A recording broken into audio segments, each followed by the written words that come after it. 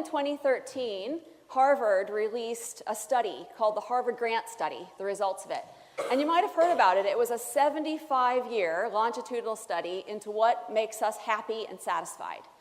And 2 out of the 5 core findings of that study related to connection and relationships. So the first one was that love is the foundation of happiness in life. And if you don't have love, it's very, very hard to be happy. And the second is that the more connections you can create across your life, across all elements of your life, the more satisfied you tend to be in your life. And that includes work. So if you can create connection and have strong relationships in the workplace, it actually increases your satisfaction with your life overall.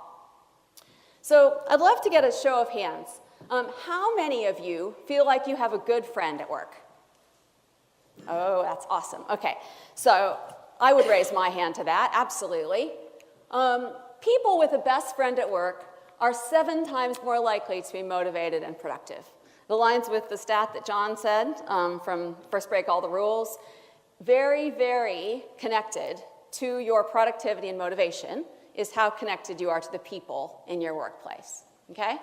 Now, you would think, based on that everybody would have a good friend at work. No, actually not. This was just an article about friendship at work, and you can see it's from 10th of June, 2015, so last year. My work colleagues are just that, colleagues. They are not friends. That's very clear. So in actual fact, 42% of people in the UK say they have a good friend at work, 42%. And in the US, from the 1980s, where it was about 50% said they had a good friend at work, it's dropped all the way down to less than a third say that they have a good friend at work. Now, that's down to a number of things, but one of the things they tie that to is tenure.